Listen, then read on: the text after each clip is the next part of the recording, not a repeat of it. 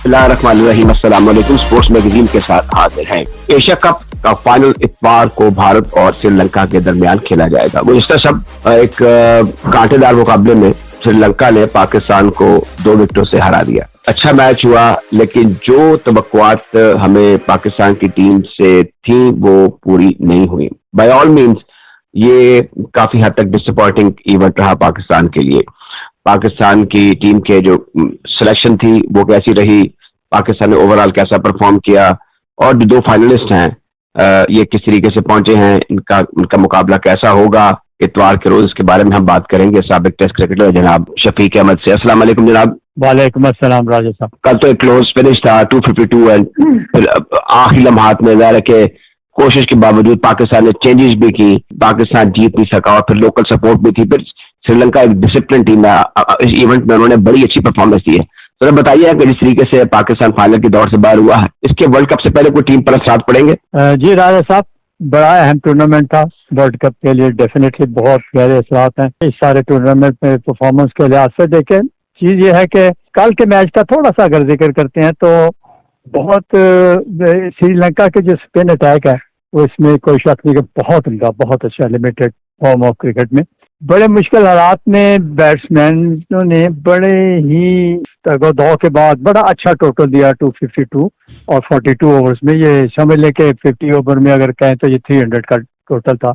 आप समझते हैं कि 252 was a good total? It was a very good total on that very wicket बड़ी चीज, स्पिनर उसको जरा हेल्प कर रही थी बैट्समैनों के लिए, बड़ी चीज स्ट्रोक लगाने के लिए। लेकिन सबसे बड़ा जो पहली बार हमें ऐसा महसूस हुआ कि हमारे 2 की फास्ट बॉलर जो कल नहीं खेले उनका बहुत बड़ा गैप नजर आया कल।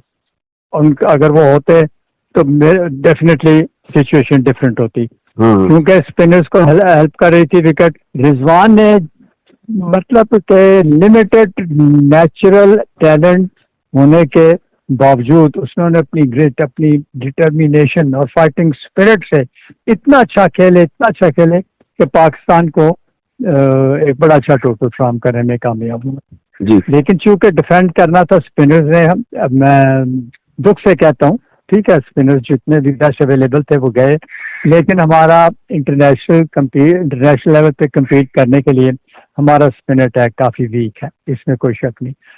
जो हमारे सामने उनके लिए स्कोर कार्ड डिवाइस कर दूं कि पाकिस्तान ने बारिश के बाद 22 जो महदूद ओवर कर दिए गए थे 42 ओवर, उसमें 252 रन बनाए। अब्दुल शफीक ने 52 रन बनाए, 29 रन बाबर आजम ने बनाए, 86 रन की इनिंग रिजवान ने खेली, इफ्तिखार ने 47 रन बनाए। तो ओवरऑल अगर देखा जाए तो जो हमारा टॉप ऑर्डर था वो किसी हद तक कामयाब हुआ। मुझे अब ये बता दीजिए कि ये मोहम्मद हारिस जो है, मैंने इनका T20 जब भी इन्होंने खेला उसका भी रिकॉर्ड देखा है, मैंने इनका फर्स्ट क्लास का भी देखा है, मैंने ODI का भी देखा है।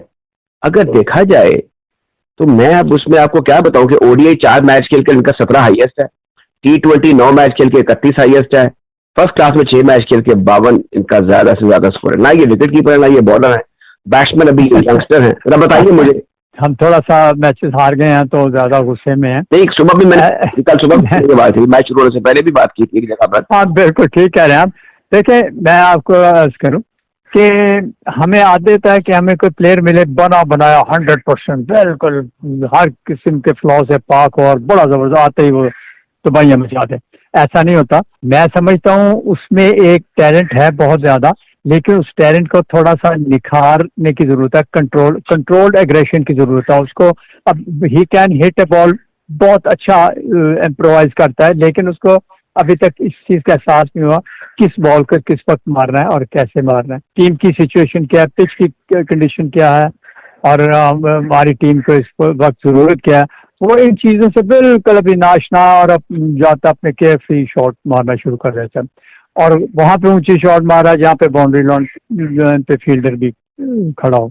लेकिन ये सारी चीजें इंटरनेशनल लेवल पे ना देखनी पड़ती हैं, सोचनी पड़ती है। आप मुझे बताएं, आप तो टेस्ट क्रिकेट के भी बादशाह हैं, फर्स्ट क्लास के भी बादशाह हैं, जो इंडियन काउंटर पार है जिनकी आबो हवा और जिस्मानी साख्त हमारे जैसी है, जडेजा जो है वो 8वें या 7वें नंबर पर बैटिंग करते हैं, उनके फर्स्ट क्लास में 3 ट्रिपल 100 हैं। हाँ, वो जडेजा तो उसने दर्जनों मैच जिताए हैं अपने इंडिया को, वो तो बड़ा कंप्लीट ऑलराउंडर है।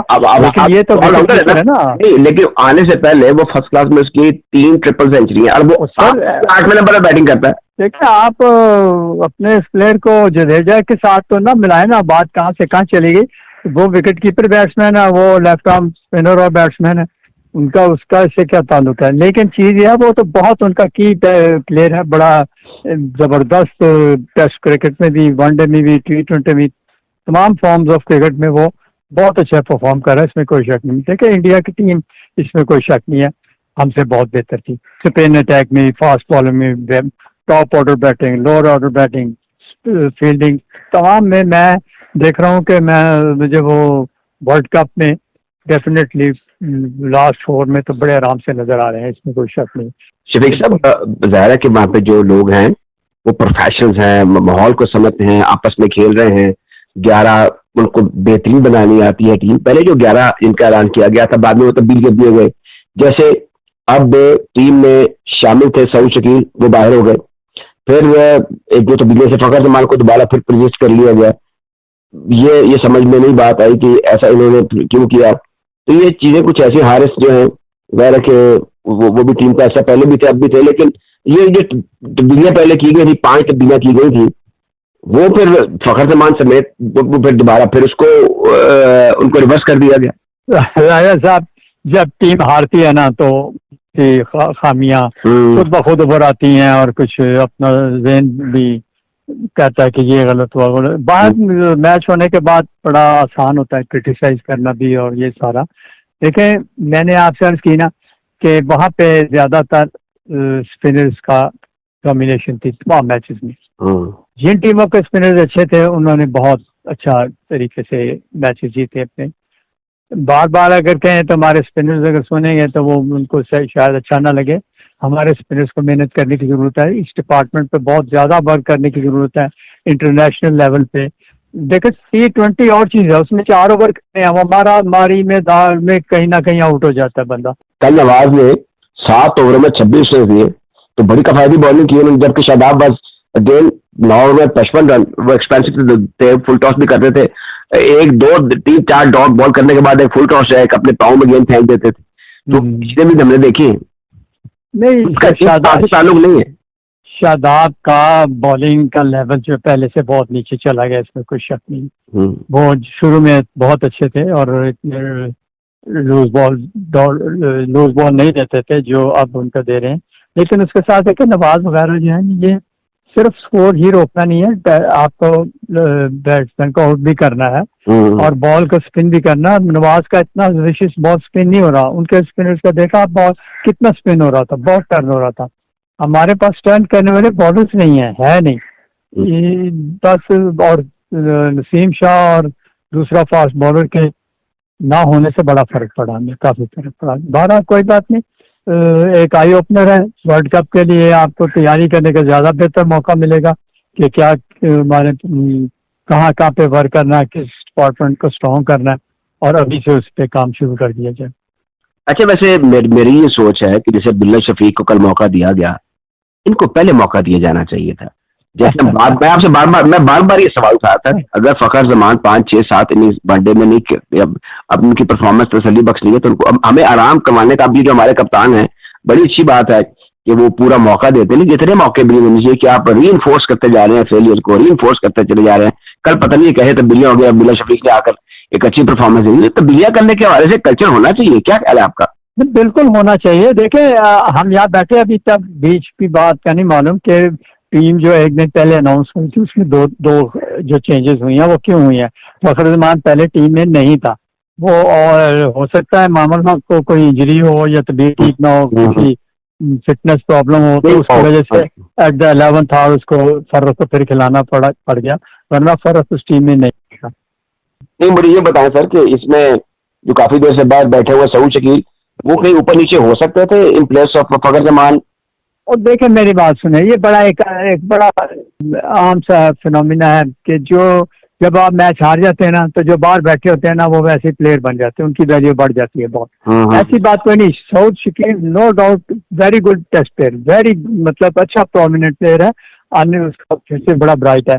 लेकिन ये इंटरनेशनल वनडे और T20 जो है ना, इसमें वो इतना बिग इम्प्रोवाइजर नहीं है, उसको आप इतना ज्यादा रेट कर रहे हैं कि अगर वो होता तो ये होता। ऐसी बात नहीं है। देखें यहाँ पे अब्दुल्ला शफीक ने नो डाउट टेस्ट क्रिकेट में बहुत रन किया, लेकिन वो पॉइंट जो है ना वो PSL से आई है T20 में। वो बेहतरीन हिट मारता अगर बनना चाहे उसको। देखो सारा कोचेस का काम है कि वो प्लेयर का माइंड उस स्पेशल मैच और टूर्नामेंट के हिसाब से उसका तैयार किया जाए। और कई मैंने कल भी देखा अब्दुल्ला शफीक ने डॉट बॉल ऐसे खेले जो बड़े आराम से ड्राइव करके सिंगल लिया। देखे सबसे बड़ी इंपॉर्टेंट क्रिकेट में होती सिंगल। बहुत बहुत वनडे में शायद सिंगल लेना ही नहीं है। जिसके आप कल श्रीलंका को देखें, या यकीन करो ना, कहीं भी दो कंटिन्यूसली डॉट बॉल नहीं खेले, फौरन मिड ऑफ पे सिंगल लेते थे फौरन। हमारे बॉलर्स पे भी आफरीन है कि 2 डॉट बॉल करने के बाद अगला गेंद या फुल टॉस होता था, या मुंह में होता था, या अपने पैरों में होता था। ये भी हमने देखा है। और खासतौर में शदाब इस सिलसिले में काफी आउट ऑफ टच लग रहे थे। अच्छा सर, ये फरमाए कि एक जो पाकिस्तान ने कल के मैच से पहले वो 3 मैच खेले हैं, उसमें विकेट लेस रहे हमारे बॉलर 15 से 38 ओवर के दरमियान। जो हमारा इंडिया से मैच हुआ था वॉश आउट हो गया। फिर हमने जो बांग्लादेश के खिलाफ खेला उसमें 10 से 30 ओवर तक हमें कोई विकेट नहीं मिली। और फिर जो तीसरा मैच इंडिया से हम हार गए उसमें 18 ओवर के बाद हमें कोई विकेट नहीं मिली। अब मुझे बताएं कि ये जिस पे हम फख्र करते हैं अपनी बॉलिंग पे, वो भी नहीं चल रही। हमारा टॉप ऑर्डर भी नहीं चल रहा, हमारा मिडल ऑर्डर भी ब्रिटल है, हमारे पास स्पिनर कोई नहीं है। तो आप तो बड़े विशफुल हैं, बताएं ये टीम कैसे बनेगी? राजा साहब, इतना ज्यादा डिसहार्टन होने की जरूरत नहीं है। तो हमारे पास कुछ भी नहीं है, हमारे पास बहुत कुछ है। हमारा सिर्फ हमारा जो बेस चीज है वो नए बॉल पर शाहीन स्ट्राइक करता है तो उसमें एक आधे दूसरे भी कर लेते हैं, तो हम अगले टीम के 3, 4, 5 जल्दी आउट कर देते हैं। उसके बाद जैसे ही नया बॉल जरा थोड़ा सा सॉफ्ट होता है, स्विंग होना कम हो जाता है, और फिर उसका काम होता है स्पिनर्स का जो लेके चलते हैं। वो डिपार्टमेंट जब हमारा काम नहीं कर रहा होता तो वही इंडिया जिसके 50 पे 4 आउट थे वो 250 करने में कामयाब हो गए। इसी तरह दूसरे मैच में भी ऐसे हुआ। तमाम टीमों को आप देख लें कि उन्होंने ऊपर से अगर किसी ने आउट नहीं किया तो स्पिनर्स ने आके उनको ग्रेजुअली, मतलब टाइम टू टाइम 3, 4, 5 ओवर के बाद एक आउट, 3, 4, 5 ओवर के बाद फिर विकेट। वो जो सिलसिला है जो सब टीमों में है, इंडिया में बहुत है, श्रीलंका में बहुत है। श्रीलंका ने बहुत इम्प्रूव किया, इसमें कोई शक नहीं। अगर वो कल खेले हैं तो बहुत अच्छा फाइट किया उन्होंने, बहुत अच्छा क्रिकेट खेले, इसमें कोई शक नहीं। आपको वो मैच होगा जो लाहौर में खेला गया था अगेंस्ट अफगानिस्तान, कितना उन्होंने नर्व्स पे कंट्रोल रखा, कमाल कर दिया उन्होंने। कहीं भी कप्तान की जो बॉडी लैंग्वेज थी और सारे थी बड़ी जबरदस्त परफेक्ट थी उनकी, और बिल्कुल वो पैनिक नहीं हुआ, कुछ नहीं हुआ, बड़े अच्छे तरीके से वो मैच जीत गए। और वो आगे भी देखे वर्ल्ड कप में इंडिया के भी कंडीशन श्रीलंका से काफी करीब है, और वो वहां पे भी देखें यकीनी उनका एक और बड़ा की स्पिनर है, इनके नाम बड़े मुश्किल होते हैं, याद नहीं रहते। वो भी ऑलराउंडर ही है। वो भी जब इस इवेंट पे इसलिए नहीं था कि वो अनफिट था। वो भी आएंगे। वो भी जब आएंगे श्रीलंका की टीम बहुत मजबूत हो जाएगी, वो सब टीमों को बड़ा टफ टाइम देगी। शफीक साहब, आज बांग्लादेश वर्सेस इंडिया है, इस मैच की कोई अहमियत नहीं है। बांग्लादेश के पॉइंट ऑफ व्यू से हो, वो एक कंसोलेशन गुड परफॉर्मेंस देना चाहेंगे, तो इसमें क्या समझते हैं जो इंडियन मैनेजमेंट है वो अपने रिजर्व खिलाड़ी खिलाएंगे और बकिया को रेस्ट कराएंगे? होना भी ऐसे चाहिए, अक्लमंदी तो यही है बिल्कुल। अच्छा, आप आ जाए बड़े मुकाबले की तरफ जो इतवार को होना है। लोकल टीम है श्रीलंका, बड़ा मैं कहूंगा कि ठाठे मारता हुआ एक समंदर होगा प्रेमदासा में। इंडिया इज अ टीम जो कि एस्टैब्लिश टीम है इस इवेंट की, उन्होंने सबसे अच्छी क्रिकेट खेली है। मुकाबला किस तरह का होगा आपके ख्याल में? डेफिनेटली अच्छा होगा मुकाबला। आप देखें इंडिया से जो मैच हारे हैं, तो मैं समझता हूँ एक बैड शॉट जो था बैट्समैन का जिसने चार्ज किए, वो उसने मैच चेंज कर दिया। वरना श्रीलंका इंडिया से मैच जीत गया था। जीत की पोजीशन में इंडिया के हाथ पांव फूल गए थे और उनके टेल एंडर्स बहुत ही हल्के थे। लेकिन देखें उनको, फिर मैं वही कह रहा हूँ कि उनका मैच बनाया उसी स्पिनर ने, एक स्पिनर, 2 स्पिनर ने उनको सारी टीम को 213 पे आप इन्होंने आउट किया हुआ है श्रीलंका ने इंडिया को। अब मुझे ये बताएं कि क्या आप एक्सपेक्ट कर सकते हैं कि वो इस फाइनल में कुछ ऐसी performance through their spinners and of course their batter जो कि जम के खेलने वाले हैं, वो इंडिया को हैरान कर सकते हैं? बिल्कुल कर सकते हैं। मैं कहता हूँ कि बात होती है ऑन दैट वेरी डे, आपका दिन वो कैसा है, किस तरह परफॉर्म करते हैं, लेकिन Sri Lanka is quite capable to beat India. अब जरा आखिर में हलाशेरी दे जरा सिलेक्शन कमेटी को, कप्तान को, कि आप दोबारा कमर बस्ता हो जाएं और ये जो हमारा एशिया कप है इसको भूल जाएं और आगे की तरफ देखें। होना क्या चाहिए? क्या कोई वैसे बिल्कुल ठीक है, हमें ऐसे खान खान रोना पीटने की जरूरत नहीं है। ये हार जीत होती है, हर हार आपको बहुत कुछ सिखाती है। आप मिलके बैठे देखें कि हम किस डिपार्टमेंट में लैग कर रहे हैं, हमें किस चीज स्ट्रॉन्ग करना है, कैसे करना है, कहाँ से प्लेज लेने हैं, किधर किसको सेट करना है। आपके पास काफी टाइम है और आपको मौका मिल गया है अपने वर्कआउट करने का वर्ल्ड कप के लिए। बहुत बहुत शुक्रिया जनाब शफीक अहमद। ये थे साबिक टेस्ट क्रिकेटर जनाब शफीक अहमद। आप हमारे स्पोर्ट्स शो में हॉकी के बारे में ऊंची सतह पर जो शख्सियात मुतय्यन रही हैं या हैं उनकी गुफ्तगू सुनते रहे हैं। पिछले दिनों हमने अपने 2-3 इंटरव्यूज में जनाब ओलंपियन तौकीरदार साहब से गुफ्तगू की और उस दौरान उन्होंने बड़ी खुशी का, मुसरत का इजहार किया कि इंटरनेशनल हॉकी फेडरेशन है उसने पाकिस्तान को ओलंपिक क्वालिफाइंग राउंड इसका इनेकाद करने का मौका दे दिया है या एक इज्जत बख्शी है। ये एक बहुत बड़ी बल्कि अजीम खबर थी हम पाकिस्तानियों के लिए। अब क्या हुआ कि आप में से अक्सर ये सुन चुके होंगे कि वो जो मेजबानी है पाकिस्तान से अब वापस ले ली गई है और ये कहा गया है कि हॉकी फेडरेशन के और मुल्की हालात इस काबिल नहीं है। अब इसके बड़े असरात मुरतब होंगे। हमारे मुल्क में क्रिकेट भी काफी देखी जाती है, सबसे ज्यादा ऐसा वही खेल है जिसकी बैनुल अक़वामी नुमाइंदगी है पाकिस्तान की। हॉकी में पिछड़े हुए थे, फिर 2025 में हमने चैंपियंस ट्रॉफी भी करनी है। अब जब ये खबरें एक बहुत बड़े इदारे की ओलंपिक के हवाले से, ओलंपिक इवेंट के हवाले से पाकिस्तान में जो मेजबानी छिन गई है, इसके क्या असरात मुरतब होंगे, हॉकी पर इसका क्या नुकसान होगा, कौन जिम्मेदारान है? हम जनाब तौकीरदार साहब से बात करते हैं। जनाब अस्सलाम वालेकुम। वालेकुम अस्सलाम राजा साहब। मुझे बड़ा दुख और कलक है और आप बहुत खुश थे और आपने कहा था कि एक संगे मील होगा बैनुल अक़वामी हॉकी की पाकिस्तान वापसी होगी। तो ये एक बड़ी अफसोसनाक खबर है। अफसोसनाक is not the right word sir, ये तबाहकुन खबर है और पाकिस्तान हॉकी को जो नुकसान इस खबर से हुआ है शायद वो नाकाबिले माफी हो और नाकाबिले तलाफी हो। ये पिछले 5-6 साल में 2 बहुत बड़े नुकसान हुए हैं पाकिस्तान के हॉकी के हवाले से। एक तो जो प्रो लीग से हमने अपने आप को विड्रॉ किया चंद हजार डॉलर की खातिर, कुछ लोगों के वेस्टेड इंटरेस्ट की खातिर, और हमारी जगह इंडिया वहां पे गया और वो आज दुनिया की 3rd रैंक टीम है और हम वो टॉप लेवल टीयर हॉकी खेल ही नहीं रहे। अच्छा, उसके बाद ये एक खुशी का झोंका, ठंडी हवा का झोंका हमें मैसर हुआ था ओलंपिक क्वालिफायर्स को होस्ट करने की मद में, और वो सिर्फ और सिर्फ प्रेसिडेंट वर्ल्ड हॉकी फेडरेशन जो कि एक पाकिस्तानी है तैयब इकराम चौधरी साहब की मेहनतों की वजह से ये हमें अलॉट किया गया था, जो कि बहुत खुशाइन था। दुनिया जहान की टीमें यहाँ आती, हमारे स्टेडियम फिर भरते, लोग देखते, हॉकी रिवाइव होती, हमारे बच्चे उनके खिलाफ खेलते, हमें नया टैलेंट देखने को मिलता।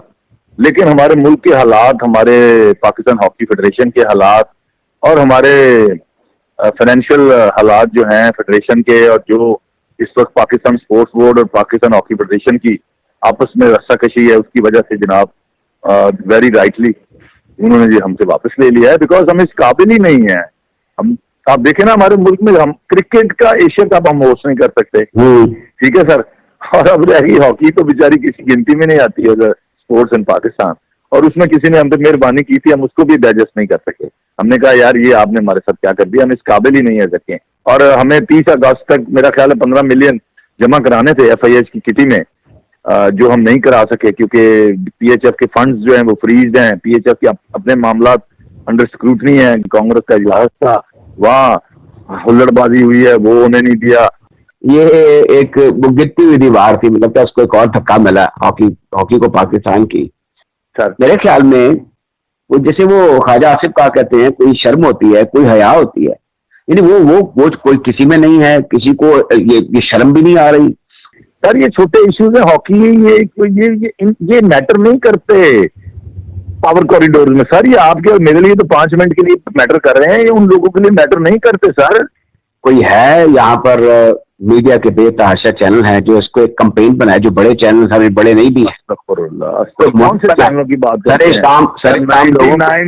99% चैनल पर झूठ बोला जाता है, सुबह से रात 12 बजे तक फिर शुरू हो जाते हैं। आज से 30 साल पहले आप दुनिया की टॉप 5 एयरलाइंस में आते थे, क्या हो गया? वही लोग थे पाकिस्तानी। आपने एमिरेट्स बनाई, आपने कतर एयरवेज बनाई, आपने सिंगापुर एयरवेज बनाई। आज आप लोगों के पास सर एक बात बताइए, 30 अगस्त को बड़ा अरसा गुजर गया जब इन्होंने पैसे जमा नहीं कराए, उससे पहले या उससे बाद सब लोग सोए हुए थे। मतलब एक शोर तो बचना चाहिए था। ये जो हमारे ओलंपियन है, और वो सब लोग अपनी कुर्सियों के लिए भाग रहे थे उससे पहले। सर आज ये बताएं किसी ने क्यों नहीं प्रेस कॉन्फ्रेंस की कि 30 अगस्त आने वाली है, ये क्यों सोए हुए हैं? सर जी वो देखें, ये वो बातें हैं जो फेडरेशन कॉरेस्पॉन्डेंस कर रही होती है इंटरनेशनल हॉकी फेडरेशन से। ये आपको या मुझे तभी पता लगेगा जब अखबार में सेक्रेटरी बयान देगा, समझ रहे हैं? अच्छा, वो तब बयान देगा जब उसको सूट करता है, जब काम खराब हो गया है। वो पहले थोड़ी कहेगा कि भाई ये कर लो, मुझे बाद में कर लेना, पहले इस चीज को कर लें किसी तरह हैंडल मुल्क के लिए। और सर ना करें, ना तंग किया करें ऐसे छोटे छोटे इश्यूज पे। मैंने कहा सुबह सुबह पता नहीं क्या हो गया, राजा साहब की कॉल आ गई, हॉकी पे बात करनी है। मुझे क्या पता था आपने वही बात करनी है, हमसे ले लिया, हमें दे दिया। ओ भाई कुछ नहीं होना यार, आप एशिया कप तो करा नहीं सकते अपने मुल्क में। 6 टीमें हैं टोटल, 6 भी नहीं है, 3 टीमें बेचारी। इंडो पाक सब कॉन्टिनेंट एक है, एक श्रीलंका है और क्या है, अफगानिस्तान है। अब ये बताएं कि ये जो ओलंपिक क्वालिफाइंग राउंड था, इसमें कितनी टीमों ने आना था और इसमें ओलंपिक क्वालिफाइंग राउंड, हाँ जी, ओलंपिक क्वालिफाइंग राउंड 2 जगह हो रहे थे, एक जगह शायद स्पेन में और एक पाकिस्तान में। इसमें एशियन गेम्स का विनर और सेकंड शायद ऑटोमेटिक क्वालिफिकेशन थी। यूरोपियन कप के विनर्स की ऑटोमेटिक थी, होस्ट फ्रांस की ऑटोमेटिक थी, उधर अमेरिकन कप की इस तरह जो कॉन्टिनेंटल टीमें हैं ना वो तो ऑटोमेटिक्स क्वालिफाई कर रही थी, ठीक है। उसके बाद बचता था ओलंपिक चैंपियन शायद, और उसके बाद बचता था वर्ल्ड चैंपियन, और अगर वो नहीं भी तो सिर्फ वो टीमें रह जाती थी जो अपने कॉन्टिनेंटल टूर्नामेंट्स नहीं जीत सकती थी। तो वो दुनिया की टॉप टीम्स ने यहाँ आना था, हमारे बच्चों को मौका मिलना था उनको देखने का, हमारी टीम उनसे खेलती, हमारे बच्चे जाते, स्टेडियम भरता। लेकिन वो अपॉर्चुनिटी, पॉजिटिव अपॉर्चुनिटी तो हमें मिलनी नहीं है ना हमारे कौम को या बच्चों को। हमें जिस जगह पे लगाया हुआ है, रोटी कपड़ा मकान पेट्रोल छत घर बिजली का बिल, हमें उनसे नहीं निकाला जाएगा। इंशाल्लाह हम उसी में फंसे रहेंगे और यहाँ से चले जाएंगे। तो केदार साहब, जो आप ज़ाहिर है कि एक ओहदे पर फायज हैं, आपको सोशली फाइनेंशियली कोई इशू नहीं है। हम हर वक्त विशफुल रहते हैं कि जब ये हुआ तो हमने कितनी खुशी का इजहार किया था, और अब ये है कि हम ये कह सकते हैं हमें अपनी हसरतों पर हमें आंसू बहाने चाहिए, और फिर जब ज्यादा डिप्रेशन हो तो फिर सो जाना चाहिए। और हॉकी के लिए ये है कि ये जनरेशन जो है ना, इसने तो वो टाइम देखा ही नहीं है ना कि जब पाकिस्तान हॉकी जो है वो वर्ल्ड हॉकी होती थी, ठीक है। दुनिया की हॉकी जो है वो पाकिस्तान के इर्द गिर्द घूमती थी। पाकिस्तान ने कहा कि ओलंपिक्स और एशियन गेम 4 साल बाद वर्ल्ड कप होना चाहिए, तो उन्होंने कहा जी कराओ। पाकिस्तान ने कहा हम कराएंगे, ट्रॉफी भी हम खुद देंगे, होस्ट भी हम करेंगे। वॉर हो गई, यहाँ से शिफ्ट हो गया बार्सिलोना में। उसके बाद उन्होंने कहा कि यार ये 3 साल बाद होता है, 2 साल बाद होता है, हर साल चैंपियंस लीग की तरह कुछ होना चाहिए। उन्होंने कहा जी कराओ। पाकिस्तान ने कहा ठीक है जी हम चैंपियंस ट्रॉफी कराएंगे। पहली 4 चैंपियंस ट्रॉफी पाकिस्तान ने होस्ट की, ट्रॉफी पाकिस्तान ने दी। तो पाकिस्तान तो एक ट्रेंड सेटर था ना फील्ड हॉकी में। ये आज की जनरेशन तो इस बारे में ना जानती है ना उसको बताया गया है, ठीक है। 4 world cup, 3 Olympic, 4 world cup आज तक किसी और ने नहीं जीते, और आपने आखिरी 1994 में 30 साल पहले जीता था। तो आपके मुल्क में तो हिस्ट्री बताई नहीं जाती ना सर, पॉजिटिव हिस्ट्री। हाँ, आपके मुल्क में तो नेगेटिविटी फैलाई जाती है और वही बातें बताई जाती हैं। तो लिहाजा सर ये अब इस पर रोना धोना जो है ना, ये इसका फायदा नहीं है, बिकॉज ये last nail in the coffin था पाकिस्तान हॉकी के। मैंने आपसे कहा है ना, प्रो हॉकी लीग को एग्जिट करना। अच्छा, मुझे ये लगता है कि ये जो सामने हुआ है इस पर भी जो बेइज्जती प्रूफ लोग हैं, वो मेरा ख्याल है आप चाहते हैं कि इसमें भी एक कमीशन बना जाए, अच्छा, 3-4 जस्टिस हों और वो ये भी नहीं होगा। अब मेरे ख्याल इससे भी पानी ऊपर चला गया है। बादल जी, ये सोच की बात है, हमने डिस्कस की है, इस पर कभी फिर दोबारा बात कर लेंगे। लेकिन मुझे जो बेहतरी की उम्मीद है वो जरा कम नजर आ रही है। जनाब ओलंपियन तौकीरदार साहब, बहुत बहुत शुक्रिया। मेहरबानी राजा साहब, थैंक यू। इसके साथ ही हमारे आज के प्रोग्राम स्पोर्ट्स मैगजीन का वक्त खत्म होता है। मेजबान राजा असद अली खान को इजाजत दीजिए। प्रोग्राम के प्रोड्यूसर थे सैयद जावेद शाह, जबकि इस क्रिकेट ब्रॉडकास्ट के मुंसमे आला थे जनाब जावेद अख्तर।